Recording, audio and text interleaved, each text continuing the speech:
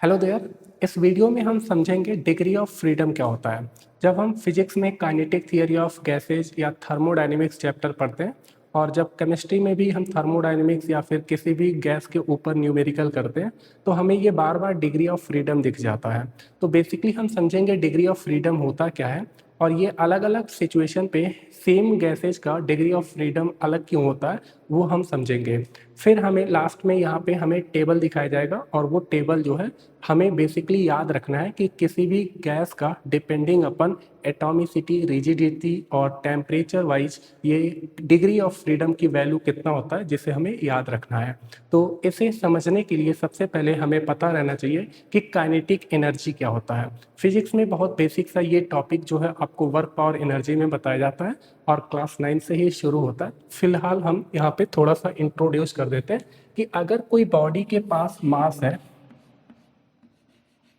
और उसके पास वेलोसिटी है तो एक काइनेटिक एनर्जी इससे एसोसिएट हो जाता है और वो काइनेटिक एनर्जी की value basically half into M into V square लिखते हैं। ठीक है, ये बेसिकली जो पार्टिकल है ट्रांसलेशन मोशन कर रहा है, यानी कि जब एक जगह से दूसरी जगह जा रहा है तो पार्टिकल के पास वेलोसिटी कुछ ना कुछ होगा, वही वेलोसिटी उस मास के साथ इस तरीके से रिलेटेड होता है तो उसके पास काइनेटिक एनर्जी आ जाता है। ठीक है, दूसरा अगर हम ये कहें कि हमारे पास एक जो है लेंथ रॉड है और इनको बीच में ऐसे हिंज कर रखे हैं, यानी कि पेंच लगा रखे हैं। ठीक है, अगर इनको हम ऐसे रोटेट करते हैं, ऐसे रोटेट करें तो यहाँ पे ये बॉडी चल नहीं रहा है, ये बॉडी एक जगह से दूसरी जगह डिस्प्लेस हो रहा है तो इसको हम ट्रांसलेशनल मोशन कहते हैं। यहाँ पे कोई ट्रांसलेशनल मोशन नहीं हो रहा है, लेकिन अगर हम देखें ध्यान से हर एक पार्टिकल जो इस बॉडी के ऊपर लाई कर रहा है वो बेसिकली सर्कुलर मोशन कर रहा है। अगर सर्कुलर मोशन कर रहा है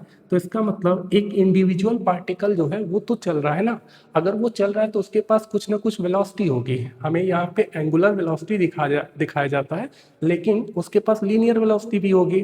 तो हर एक पार्टिकल अगर वेलोसिटी है बियर करता है तो इसका मतलब उस हर एक पार्टिकल के पास सेम यही काइनेटिक एनर्जी होगा। ठीक है, तो ओवरऑल इस रॉड के पास भी एक तरीके का काइनेटिक एनर्जी आएगा, बट यहाँ पे हम लीनियर काइनेटिक एनर्जी नहीं, जो ट्रांसलेशनल काइनेटिक एनर्जी होता है उसे नहीं, हम रोटेशनल काइनेटिक एनर्जी को डिफाइन करते हैं।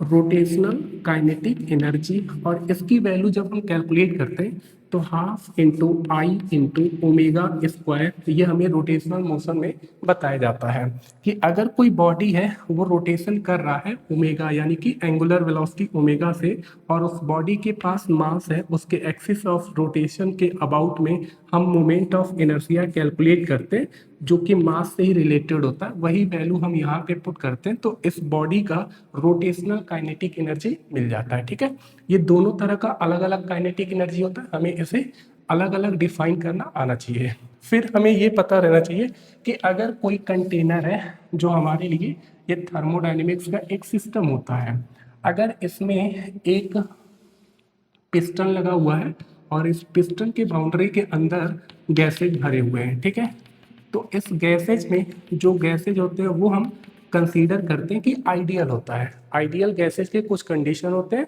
बेसिकली वो एग्जिस्ट नहीं करता, बट हमारा जो रियल गैस होता है किसी स्पेसिफिक कंडीशन पे वो आइडियल गैस की तरह बिहेव करने लगता है। तो इस हर एक पार्टिकल के पास जो है इधर उधर मूवमेंट होता है, मूवमेंट होने का मतलब उसके पास वेलोसिटी होता है। तो यहाँ पे हर एक पार्टिकल के पास काइनेटिक एनर्जी होगा। ठीक है, और प्लस हर एक पार्टिकल के पास मास है तो उनके बीच में इंट्रैक्शन होगा, ग्रेविटेशनल फोर्स लग रहा होता है, और जब भी किसी दो पार्टिकल के बीच में ग्रेविटेशनल फोर्स लगता है तो वहाँ पे एक ग्रेविटेशनल पोटेंशियल एनर्जी आता है। बट यहाँ पे हम करते क्या है, ये एक अजम्पशन कंसीडर करते हैं कि अगर कोई पार्टिकल का बहुत हाई स्पीड है, बहुत हाई स्पीड है, तो वहाँ पे हम इंट्रैक्शन को नेगलेक्ट करते हैं, और वो इंट्रैक्शन नेगलेक्ट करते हैं तो ये कंसीडर नहीं करते हैं कि इनके बीच में कोई ग्रेविटेशनल पोटेंशियल एनर्जी होगा। यानी कि जब हम इस सिस्टम का टोटल एनर्जी लिखते हैं, टोटल एनर्जी लिखना होता है तो वो मस्ट बी इक्वल टू होना चाहिए kinetic energy plus potential energy के बराबर। But due to neglecting the interaction between each particles, ये जो पोटेंशियल एनर्जी है इनको हम काउंट नहीं करते हैं। तो हम ये बोलते हैं सीधे सीधे कि अगर कोई भी सिस्टम के पास गैसेज है और उनका मूवमेंट हो रहा है तो उस मूवमेंट की वजह से काइनेटिक एनर्जी होगा, और वही सारा काइनेटिक एनर्जी हम सिस्टम का इंटरनल एनर्जी बोलेंगे, टोटल एनर्जी होता है। ठीक है, internal energy of the system.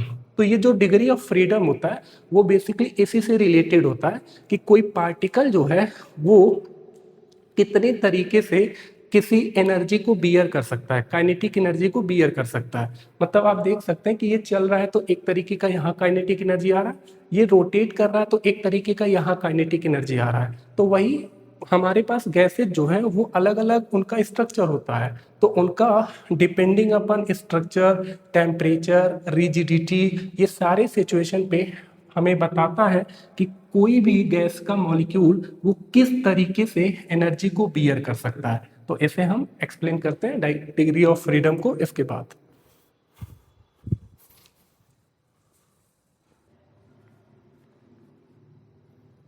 तो अब समझते हैं डिग्री ऑफ फ्रीडम होता क्या है।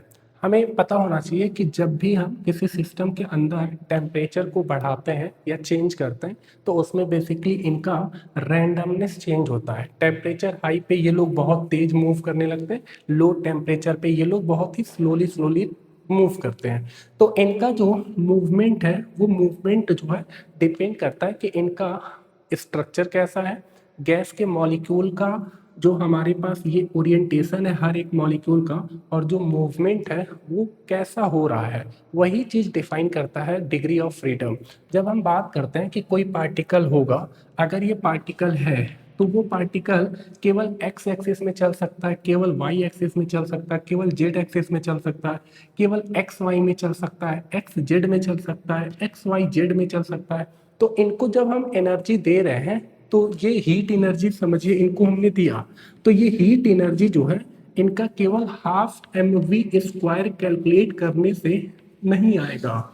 ये केवल half M V square calculate करने से नहीं आएगा, क्योंकि ये हो सकता है कि बॉडी जो है वो केवल चल तो जरूर रहा है, अगर एक जगह से दूसरी जगह मूव कर रहा है तो उनके पास जरूरी नहीं है कि ये सारा हीट एनर्जी लेके ये चलने की कोशिश कर रहा है। अगर कोई हमारे पास मोनो एटॉमिक गैस है, यानी कि केवल एक एटम से बना हुआ गैस है, तो उस एटम को जब हम हीट एनर्जी दे रहे हैं तो ये हीट एनर्जी लेके इधर जरूरी नहीं है कि केवल इधर चले, केवल इधर चले, वो गोल गोल घूम के इधर उधर भी जा सकता है। ठीक है, तो हम ये कंसीडर कर सकते हैं कि ये तीन एक्सिस तो चल ही रहा है, प्लस वो केवल एक जगह से दूसरी जगह जाने में जरूरी नहीं है कि ऐसे ही जाए, वो ऐसे घूमता हुआ तो भी जा सकता है।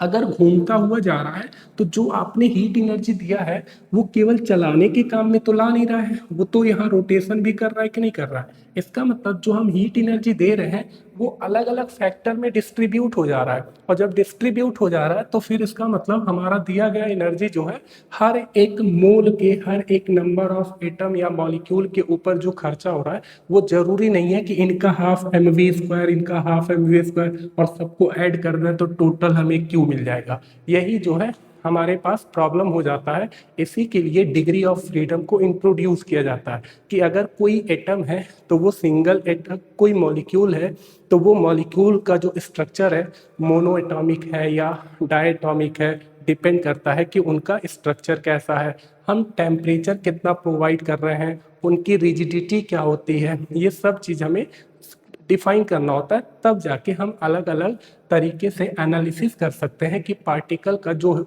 एनर्जी है वो कैसे डिस्ट्रीब्यूशन हो रहा है, और वही चीज़ हमें डिग्री ऑफ फ्रीडम बताता है। अगर हम बात करें कि ये जो हमारे पास स्ट्रक्चर होता है वो डिपेंड करता है कि बॉन्डिंग कैसी हो रही है और एटम का ओरिएंटेशन कैसा है, तो ये लोग जो है अलग अलग तरीके से एनर्जी को बियर कर सकते हैं, केवल चल करके या केवल रोटेट करके या दोनों करके, तो ऐसे जो है एनर्जी डिस्ट्रीब्यूट होता है। तो डिग्री ऑफ फ्रीडम जो है हमें बेसिकली बताता है जो डिग्री ऑफ फ्रीडम को हम रिप्रेजेंट करते हैं स्मॉल एफ से, हमें ये बताता है कि ये कितने तरीके से एनर्जी को पॉजेज कर सकता है, रिसीव कर सकता है। हीट एनर्जी हम दिए तो ये कितने तरीके से ले सकता है, वो सारे तरीकों को हम अलग अलग K1 K2 K3 3 काइनेटिक या 2 काइनेटिक एनर्जी बोल के जब हम ऐड करेंगे और वही सेम काम पूरे गैसेज के लिए करके हम मल्टीप्लाई करेंगे, तब जाके हमें ये total internal energy given heat energy के बराबर आएगा। तो ये जो डिग्री ऑफ फ्रीडम होता है, इनका एक जनरल फॉर्मूला होता है 3 × n और माइनस में k। ये जो फॉर्मूला होता है बेसिकली बहुत जनरल फॉर्मूला होता है, कभी कभी ये फेल कर जाता है, बट ये जनरली अगर नहीं आ जाता कोई दिक्कत नहीं है। हमें सिर्फ जो है ये समझ करके कि कोई गैस जो है वो अपने नेचर के हिसाब से किसी स्पेसिफिक टेम्परेचर पे उसका बिहेवियर कैसा है, तो वो कितने तरीके से एनर्जी ले सकता है, वो एफ अगर हम याद कर लेंगे तो हमें कोई ज़रूरत नहीं है ये फॉर्मूला याद करने का, ठीक है। बट हमें पता रहना चाहिए ये एन जो है नंबर ऑफ कितने पार्टिकल हैं किसी मॉलिक्यूल किसी गैस के अंदर, और ये के जो है बेसिकली इंडिपेंडेंट रिलेशन, यानी कि अगर हम ये कहें कि हमारे पास एक सिंगल एटॉमिक गैस है और दूसरा जो है हमारे पास एक डाई एटॉमिक गैस है, तो इनके पास कोई ऐसा स्पेसिफिक कंडीशन नहीं है कि ये कहीं पे भी चल सकते हैं, तो ये एकदम आज़ाद है, तो इनका जो के होता है वो 0 होता है। बट इनके बीच में एक रिस्ट्रिक्शन है कि अगर इन दोनों के बीच में बॉन्डिंग है तो इसका मतलब इन दोनों लोगों का जो डिस्टेंस है वो फिक्स रहेगा, मतलब कि एक हमें यहाँ पे इंडिपेंडेंट जो है रिलेशन मिल रहा है, यानी कि यहाँ पे हम बोलेंगे k = 1 है, ठीक है। ये फॉर्मूला जो है नॉर्मली ऐसे हमें थोड़ा सा वेरीफाई करने के लिए काम आएगा, हालांकि इसका कोई ज़रूरी नहीं है कि आपको याद ही रहे, सीधे सीधे आप हर एक नेचर ऑफ गैस के जो डिग्री ऑफ फ्रीडम है वो याद कर सकते हैं। फिर इसके बाद हम समझते हैं कि जो गैसेज के टाइप होते हैं वो क्या होते हैं।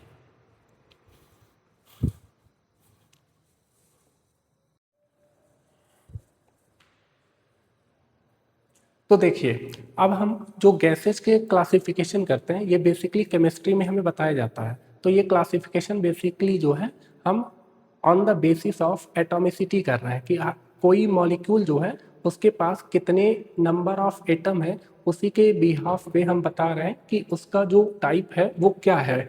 मोनो का मतलब होता है एक, डाई का मतलब होता है दो, ट्राई का मतलब होता है तीन।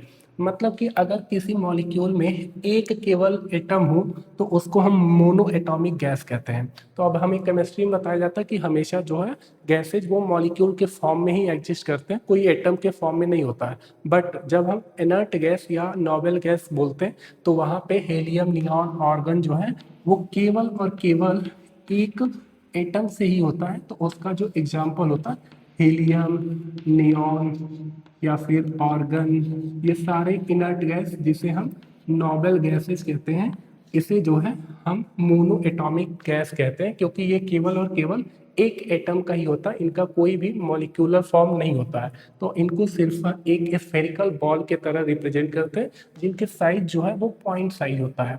जब हम डाई का मतलब दो एटम यहाँ पे होता है, तो जब दो एटम आपस में एक बॉन्डिंग ऐसे बना रखे होते हैं तो इनको हम डाई एटॉमिक गैस कहते हैं। तो ये बेसिकली जो है इनका हमें स्ट्रक्चर H2 का हो गया, O2 का हो गया, N2 का हो गया या फिर CO का हो गया, तो ये सारे लोग जो हैं डाई एटॉमिक गैस होते हैं क्योंकि इनमें दो दो एटम है, ठीक है। और भी बहुत सारे होते हैं।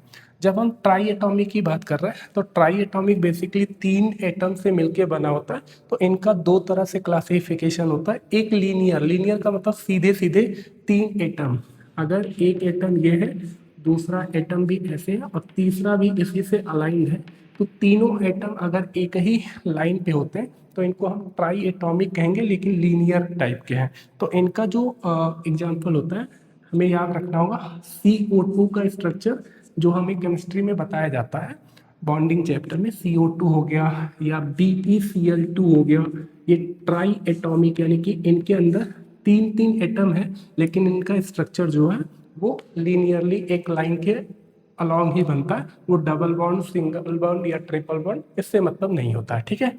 नॉन लीनियर में बेसिकली 3 एटम तो रहेंगे, लेकिन ये 3 एटम जो है लीनियर में नहीं रहेंगे, एक लाइन में नहीं रहेंगे। ऐसे हम इनका शेप ट्राइंगुलर फॉर्म में बना सकते हैं। यहाँ पे एक एटम, यहाँ पे दूसरा एटम और यहाँ पे तीसरा एटम।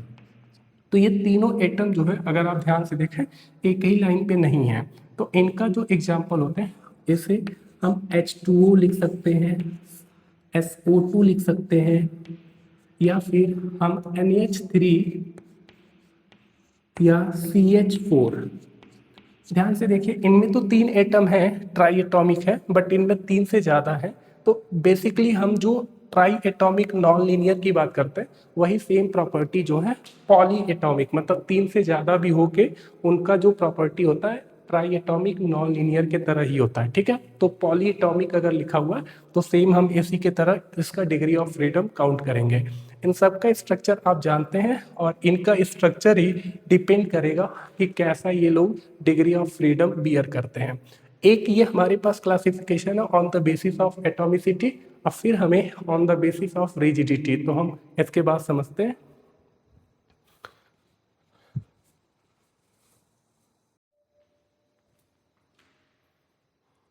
ये जो क्लासिफिकेशन है बेसिकली फिजिक्स के बिहाफ पे करते हैं, और ये हमें एडिशनल जो है डिग्री ऑफ फ्रीडम कैसे आता है वो इसी की वजह से आता है।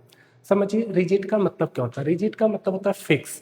जब किसी सिस्टम में दो पार्टिकल के बीच में उनका डिस्टेंस जो है अगर चेंज ना हो तो उसको हम रिजिड कहेंगे।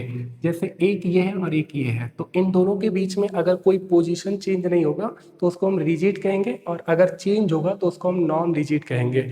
अगर हम ये कहें कि एक रस्सी है, ठीक है, ये रस्सी है, तो इस रस्सी को आप इसको मोड़ के ऐसे गोल गोल इधर उधर कर सकते हैं। ठीक है, तो इसका मतलब हर एक पार्टिकल का उनका रिलेटिव डिस्टेंस आप चेंज कर दिए तो ये रिजिड नहीं रहा, नॉन रिजिड रहा। ठीक है, लेकिन अगर वही कोई आयरन रॉड है, अगर ये रॉड है तो इस रॉड को अगर आप फोर्स लगाइए, इधर से फोर्स लगाइए, तो ये रॉड पूरा मूव करेगा। यानी कि ये जो पार्टिकल है इस पार्टिकल के बीच का जो सेपरेशन है वो किसी का भी चेंज नहीं होगा जब रॉड चलेगा। तो इसका मतलब ये रिजिड बॉडी है। ठीक है, रॉड एक रिजिड बॉडी। तो रिजिड का मतलब होता है कि एक किसी बॉडी के अंदर उनके पार्टिकल के बीच का जो सेपरेशन होता है वो हमेशा मेंटेन रहना चाहिए। अगर मेंटेन नहीं रहता है तो वो नॉन रिजिड होगा। तो सेम उसी तरीके से मॉलिक्यूल के बारे में, अगर मॉलिक्यूल का दोनों एटम आपस में ऐसे इधर उधर मुड़ जा रहे हैं तो इनको हम नॉन रिजिड मॉलिक्यूल कहेंगे। और अगर इनको इनका जो सेपरेशन है हमेशा मेंटेन है, ठीक है, अगर ये सेपरेशन हमेशा मेंटेन है तो इस मॉलिक्यूल को हम नॉ हमेशा अगर मेंटेन है तो इसे हम रिजिड मॉलिक्यूल कहेंगे। ठीक है, तो इन दोनों का हमें डिफरेंस पता रहना चाहिए, तब हम एक एडिशनल डिग्री ऑफ फ्रीडम की बात कर पाएंगे। ठीक है, ये सारी बातें हमें बेसिक चीज़ें थी जो डिग्री ऑफ फ्रीडम में काम आएगा। अब हम type of degree of freedom पढ़ते हैं।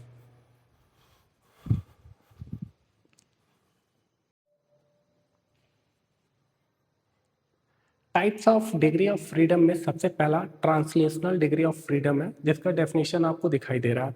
ये जो डेफिनेशन है ये बेसिकली हमें ये बता रहा है कि जो भी कोई पार्टिकल है, गैस मॉलिक्यूल है, वो गैस मॉलिक्यूल जो है वो इंडिपेंडेंटली इन स्पेस में कितने तरीके से मूव कर सकता है। तो वो अगर मूव कर रहा है तो उसके उस डायमेंशन में मूव करने से केवल काइनेटिक एनर्जी का जो डिस्ट्रीब्यूशन होगा उसी डायमेंशन में हम कंसीडर करेंगे। तो अगर ये कोई गैस मॉलिक्यूल है, चाहे किसी भी टाइप का हो, monoatomic, diatomic, triatomic, तो वो पूरा बॉडी जो है, ऐसे अगर हम देखें कि पूरा बॉडी जो है एक डायमेंशन में मूव करे, यानी कि केवल एक्स में जा सकता है या केवल वाई में जा सकता है या केवल जेड में जा सकता है। तो ये जो हमारा काइनेटिक एनर्जी का डिस्ट्रीब्यूशन हो रहा है, इसको एक तरीके से हम काइनेटिक एनर्जी कंसीडर करेंगे, इसको दूसरे तरीके से और इसको तीसरे तरीके से। यानी कि टोटल काइनेटिक एनर्जी अभी हम बात नहीं कर रहे हैं, केवल एक डायमेंशन का काइनेटिक एनर्जी को हम एक तरीके से कंसीडर करेंगे। और यही हमें बताएगा कि इस मॉलिक्यूल के पास 3 डिग्री ऑफ फ्रीडम है, यानी कि वो एक्स में जा सकता है, वाई में जा सकता है, जेड में जा सकता है। तो इनका जो डिग्री ऑफ फ्रीडम होगा basically F is equal to, वो हम कितना लिखेंगे, 3 लिखेंगे। और ट्रांसलेशनल डिग्री ऑफ फ्रीडम को कैपिटल टी से रिप्रेजेंट कर रहे हैं। ठीक है, क्योंकि हमें अलग अलग तरीके के आने वाले हैं। तो ये 3 बेसिकली एक जनरल फार्मूला जो हमने बताया था F is equal to 3n और माइनस का k। तो इसमें कोई इंडिपेंडेंट रिलेशन नहीं है, ये मॉलिक्यूल कहीं पे भी एकदम आज़ाद है, रह सकता है। और ये पॉइंट साइज का है, इनका कोई ओरिएंटेशन नहीं है, ये एकदम बहुत ही पॉइंट साइज का है। तो इनके ऊपर कोई भी रेस्ट्रिक्शन नहीं है, कोई इंडिपेंडेंट रिलेशन नहीं है। इसलिए ये जो k की वैल्यू है, इस केस में k इज इक्वल टू 0 होगा। इसका मतलब इसमें केवल एक गैस के पार्टिकल के पास केवल एक ही पार्टिकल है। तो इसको हम n के जगह 1 पुट करेंगे तो 3 इंटू 1 और इज इक्वल टू 3 आ जाएगा, यानी कि यही इसका डिग्री ऑफ फ्रीडम है। ठीक है, ये फॉर्मूला बस हम ऐसे फॉर्मेलिटी के लिए चलाते जा रहे हैं, कहीं कहीं पे आपको मिल जाता है तो कंफ्यूजन नहीं रखना है। बट आपको सीधे सीधे यही याद रखना है कि किसी भी टाइप के गैस के पास जो ट्रांसलेशनल काइनेटिक एनर्जी होता है वो 3 तरीके से बियर कर सकता है, और ये डिग्री ऑफ फ्रीडम हम 3 देंगे इसको।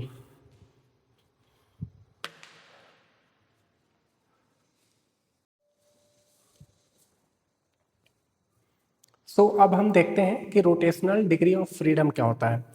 इस टाइप के डिग्री ऑफ फ्रीडम में बेसिकली जो काइनेटिक एनर्जी का डिस्ट्रीब्यूशन है वो रोटेशनल मोशन के वजह से जा रहा है। जैसे अगर हम ये कहें कि अगर हमारे पास ये ऐसा स्ट्रक्चर है, ऐसा हमारे पास मॉलिक्यूल का स्ट्रक्चर है, तो ये रोटेट कर सकता है, इसलिए इसके पास काइनेटिक एनर्जी एक तरीके से आ रहा है और वो काइनेटिक एनर्जी हमें देना पड़ेगा। तो इसे एक अलग तरीके का काइनेटिक एनर्जी कंसीडर करते हुए एक नया डिग्री ऑफ फ्रीडम हमें देना पड़ेगा।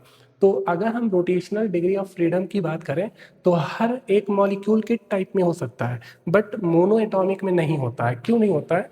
हम जो है ये कंसीडर कर रहे हैं कि अगर ये मोनो एटॉमिक गैस है तो ये यहाँ से एक्स में जा सकता, वाई में जा सकता और जेड में जा सकता, और ये बॉल आपको रोटेट करता हुआ दिखाई दे रहा है, घूमते हुए जा सकता है। बट ये बॉल हम बहुत पॉइंट साइज ले रहे हैं तो उसका कोई रोटेशन पॉसिबल नहीं है। मैकेनिकल जो थियरी होता है उसमें जो है हम पार्टिकल को अगर कंसीडर कर रहे हैं, पॉइंट मास पार्टिकल को रोटेट करता हुआ, तो वो नेग्लिजिबल है, एनर्जी को हम कंसीडर नहीं करेंगे गैस के ऊपर। इसलिए केवल मोनो एटॉमिक को हम ट्रांसलेशनल काइनेटिक एनर्जी का ही डिस्ट्रीब्यूशन देंगे, तो उसके पास डिग्री ऑफ फ्रीडम केवल 3 रहेगा। लेकिन जब हम डाई एटॉमिक ट्राई एटॉमिक की बात कर रहे हैं तो इनके पास पॉसिबिलिटी है कि ये ट्रांसलेशन के अलावा जो है इनके पास रोटेशनल भी हो सकता है। क्यों? जब हम डायटॉमिक की बात कर रहे हैं तो ये डायटॉमिक गैस का ऐसा स्ट्रक्चर है, समझिए ये इसके पास 3, ये तो पॉसिबल है ही कि वो केवल एक्स में जा सकता है, वो केवल वाई में जा सकता है और वो केवल जेड में जा सकता है। यानी कि इनके पास 3 तरीके का ये वाला जो मोनो एटॉमिक का ट्रांसलेशनल काइनेटिक एनर्जी था, जिसकी वजह से डिग्री ऑफ फ्रीडम हम 3 दिए थे। ये 3 डिग्री ऑफ फ्रीडम जो है इस डाई एटॉमिक के पास तो आएगा ही, इवन कोई भी गैस हो उसके पास तो आएगा ही। यानी कि इसके पास T इज इक्वल टू 3 है, इसके पास भी T इज इक्वल टू 3 है क्योंकि ये भी तीनों एक्सिस में चल सकता, और इसके पास भी T इज इक्वल टू 3 है। ठीक है, अब इसको अगर ध्यान से देखिए तो ये रोटेशन कर सकता है ऐसे। अगर ये है तो इसका एक्सिस अगर ऐसा है तो ये इस तरीके से रोटेशन कर सकता है। ठीक है, ये बोर्ड पे रखा हुआ और एक्सिस ऊपर से पास हो रहा है, यानी कि एक रोटेशन ये ऐसे कर सकता है। तो ये हमारा एक degree of freedom for rotational motion हो गया। और दूसरा ये है, अगर हमारा एक्सिस ऐसा है, अगर हमारा एक्सिस ऐसे है बोर्ड के अंदर बाहर, यानी कि ये ऐसे जो हमारा रोटेशन हो रहा था पहले पहले रोटेशन ऐसे हो रहा था, अब ये रोटेशन ऐसा कर सकता है कि नहीं?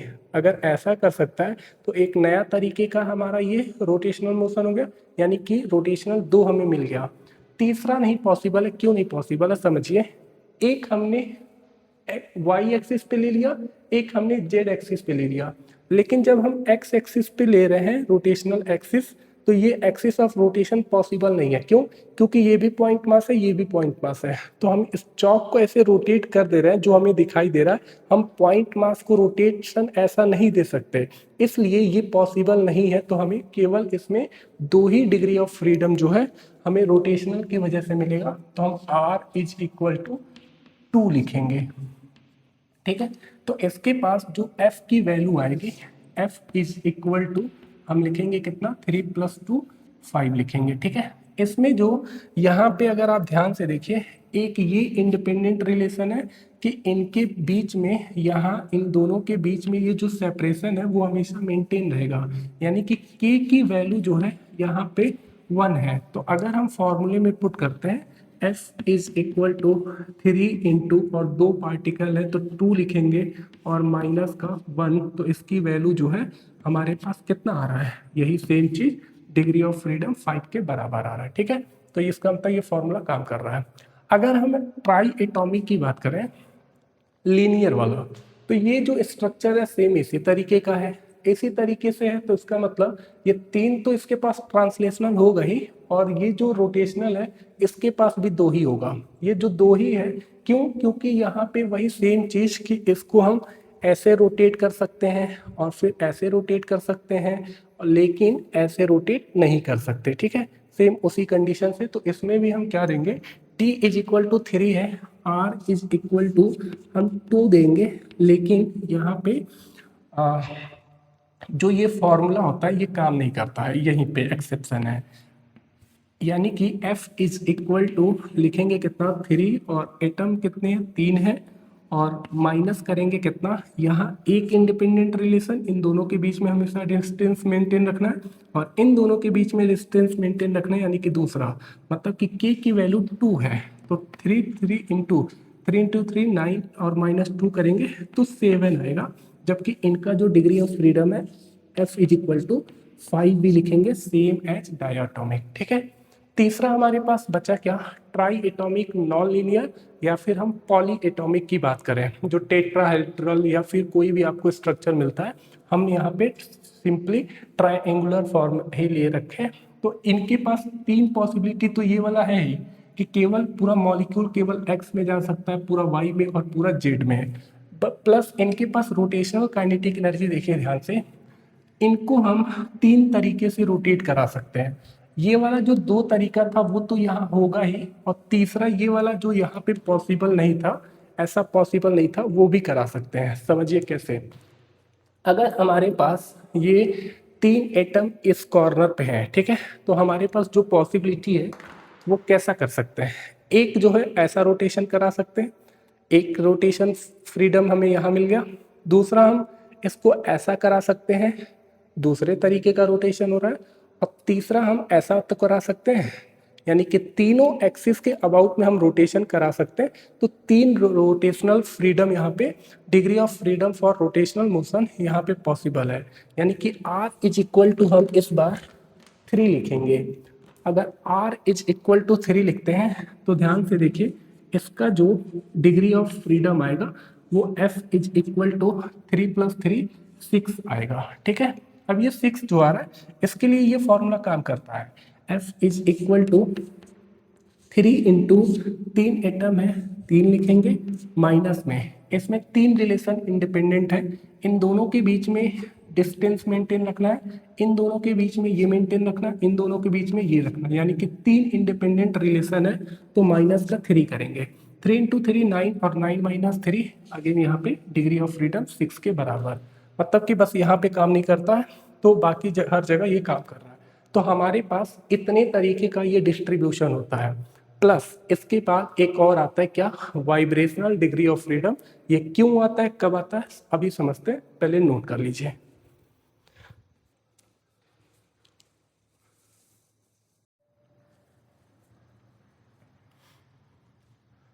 अब जो तीसरे टाइप का डिग्री ऑफ फ्रीडम है, इसके लिए 2 कंडीशन है।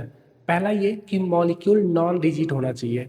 नॉन रिजिड होने का मतलब क्या, कि मॉलिक्यूल का दोनों जो एटम का या पार्टिकल का डिस्टेंस है, सेपरेशन है, वो जो है इधर उधर चेंज हो सकता है, नॉन रिजिड होना चाहिए। दूसरा कंडीशन ये है कि जो हमारे पास गैसेस का टेम्परेचर है वो हाई होना चाहिए, बहुत हाई टेम्परेचर पे ही वाइब्रेशनल डिग्री ऑफ फ्रीडम जो है वो एक्टिवेट होता है। तो इसको बेसिकली समझते हैं है क्या चीज़। अगर 2 एटम के बीच में जो बॉन्डिंग है वो बहुत ज़्यादा अगर टेम्परेचर है, बहुत ज़्यादा टेम्परेचर होने के वजह से पार्टिकल जो है इधर उधर कोलिजन बहुत ज़्यादा करता है। अगर कोलिजन बहुत ज़्यादा करता है तो हमारे पास ये एटम का ये पॉसिबिलिटी है कि बॉन्ड में जो है वो डिफॉर्मेशन हो सकता है, यानी कि ये पार्टिकल थोड़ा सा इधर, ये पार्टिकल थोड़ा सा इधर with respect to each other move कर सकते हैं। तो अगर मॉलिक्यूल नॉन रिजिड है तो वाइब्रेशनल एनर्जी तो एक्टिवेट होगा ही नहीं, वो आपको हमेशा जीरो कंसीडर करना है, चाहे वो टेम्परेचर लो हो या हाई हो, उसको देखना ही नहीं है।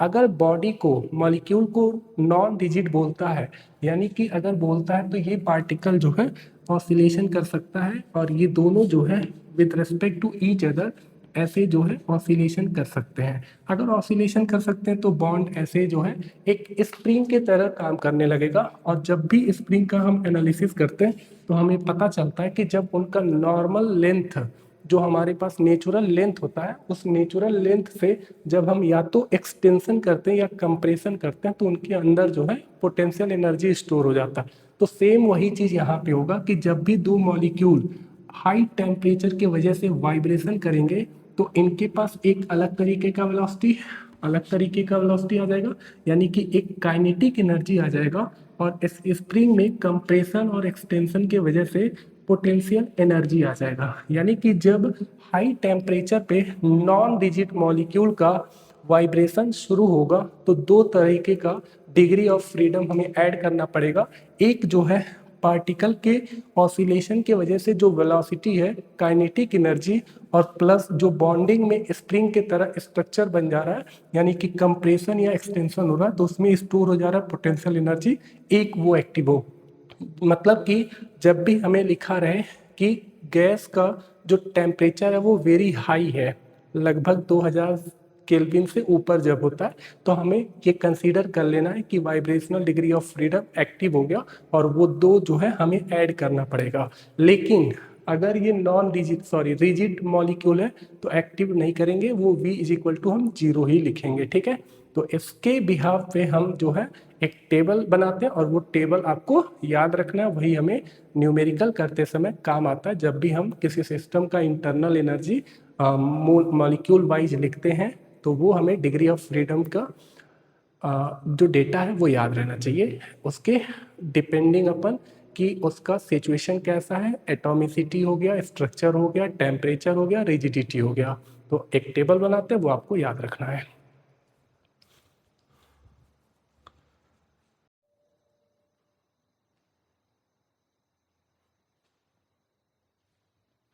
सो फाइनली हमें ये टेबल याद रखना है कि किस गैस का जो है कितना डिग्री ऑफ फ्रीडम है दो कंडीशन पे। पहला एट रूम टेम्परेचर, दूसरा एट हाई टेम्परेचर। अगर वो हाई टेम्परेचर लिखा हुआ है और या फिर temperature greater than about 2000 kelvin है तो आप ये वाले केस को कंसीडर करेंगे। अगर हमारा रूम टेम्परेचर होता तो वहाँ पे vibrational degree of freedom absent होता। बाकी हर किसी का कितना है और क्यों है ये सब हम ऑलरेडी समझ चुके हैं। यहाँ पे डिग्री ऑफ फ्रीडम जो है वाइब्रेशन तो वो मोनो एटॉमिक में पॉसिबल नहीं है, तो बच्चा डायटॉमिक और ट्राइटॉमिक में आपको दो जो वाइब्रेशनल डिग्री ऑफ फ्रीडम है वो एक्टिव कर देना है। किस दो कंडीशन पे, एक जो टेम्परेचर हाई होना चाहिए, दूसरा नॉन रिजिड मॉलिक्यूल होना चाहिए, तभी जो है हम इसको लिखेंगे, ठीक है। तो आप इसे याद रखेंगे।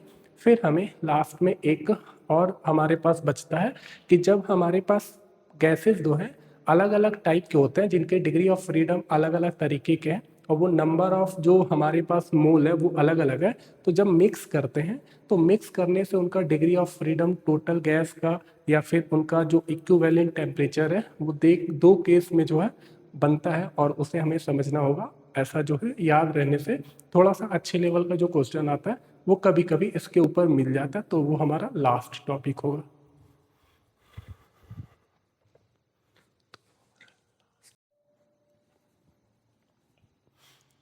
सो this is our last section जहाँ पे हम इक्विवेलेंट डिग्री ऑफ फ्रीडम की बात कर रहे हैं। कब, जब अलग अलग गैसेज अलग अलग डिग्री ऑफ फ्रीडम के साथ अलग अलग नंबर ऑफ मोल के साथ एक कांस्टेंट टेम्परेचर पे कहीं स्पेसिफाइड है और उनको ला करके हम मिक्स कर दे रहे हैं, तो मिक्स करने के बाद इनके पास जो डिग्री ऑफ फ्रीडम आएगा एक सिस्टम का जो इक्विवेलेंट डिग्री ऑफ फ्रीडम कहेंगे वो कितना होगा वो हमें कैलकुलेट करने आना चाहिए।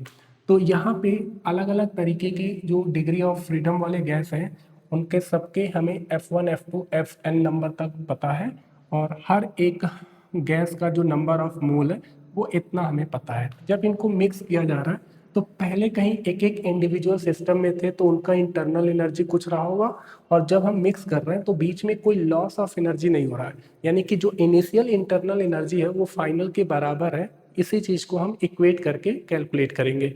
आपको पता रहना चाहिए कि जो सिस्टम का इंटरनल एनर्जी होता है वो F/2 nRT लिखते हैं, ये नंबर ऑफ मोल, ये F डिग्री ऑफ फ्रीडम, और T जो है टेम्परेचर है, और R एक गैस कांस्टेंट है। तो यहाँ पे अगर हम बात करें कि बिफोर मिक्सिंग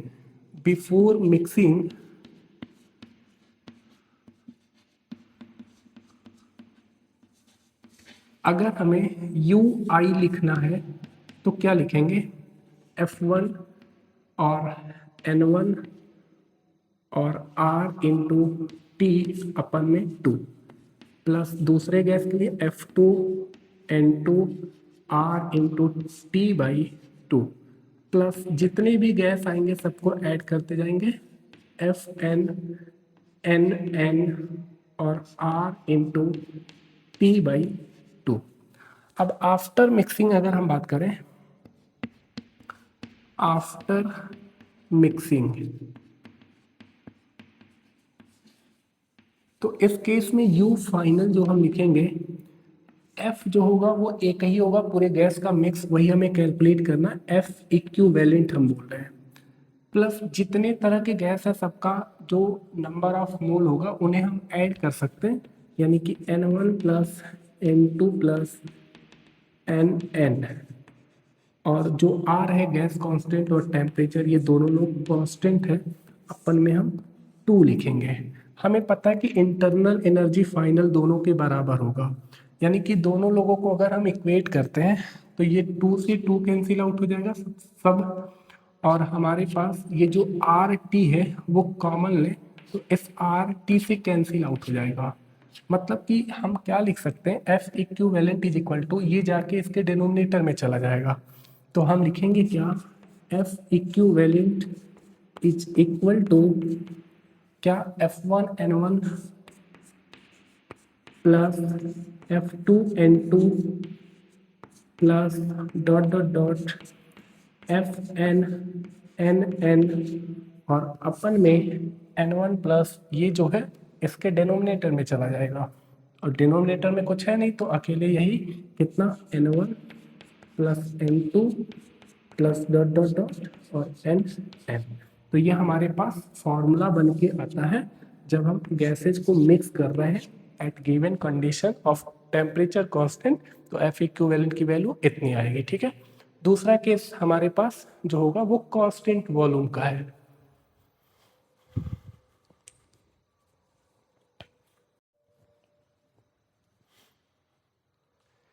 केस 2 में अलग अलग गैसेज हैं, अलग अलग नंबर ऑफ मोल है, हर एक गैसेज का डिग्री ऑफ फ्रीडम अलग है और उनका टेम्परेचर अलग है। जब उनको मिक्स किया जा रहा है तो पहले वाले केस में वॉल्यूम एक्सपेंड कर जा रहा होगा क्योंकि नंबर ऑफ गैसेस थे वो बढ़ जाएंगे, तो उसमें जो है प्रेशर और टेम्परेचर आपस में मेंटेन करना था। बट इस केस में हमें वॉल्यूम को मेंटेन करना है, तो यहाँ पे जो चेंज होगा वो टेम्परेचर में होगा, यानी कि जब मिक्स हो जाएंगे तो सारी गैसेज के एक फाइनल जो टेम्परेचर होगा वो कॉमन होगा, और वही कॉमन टेम्परेचर हमें जो फाइनली मिक्स करने के बाद होगा वही हमें कैलकुलेट करना है। तो इस केस में भी इनिशियल एनर्जी और फाइनल एनर्जी हमें मेंटेन रखना है। तो एनर्जी इनिशियली अगर हम लिखेंगे तो F/2, यानी कि F1/2 और N1 R इंटू पहले वाले गैस का टेम्परेचर T1, सिंपली ऐसे ही F2/2 N2 R into T2 लिखेंगे, प्लस डॉट डॉट डॉट जितने लोग आएंगे FN/2 into N R into TN। तो अगर हम ऐसा लिखते जाते हैं, ये इनिशियल हो गया। फाइनली बेसिकली हम कितना लिखेंगे, फाइनली जब इनका टेम्परेचर मिक्स होने के बाद जो टेम्परेचर है वो T फाइनल अटेन कर लेगा, तो हम लिखेंगे क्या, F1 by F1 N1 by 2 R into T final plus F2 into R अपन 2 और T final plus dot dot dot plus FN NN R अपन 2 इंटू टी फाइनल। अगेन ये दोनों लोग इक्वल है, बराबर है, तो इसमें से R/2 कॉमन लीजिए, इसमें से R/2 और ये जो है कैंसिल आउट हो जाएंगे। तो LHS में हमें क्या दिखेगा, LHS में F1 T1, इसे LHS में लिखते हैं फाइनल वाले को, इसमें लिखेंगे F1 N1 plus T final को हम कॉमन ले ले रहे हैं F2 N2 प्लस FN और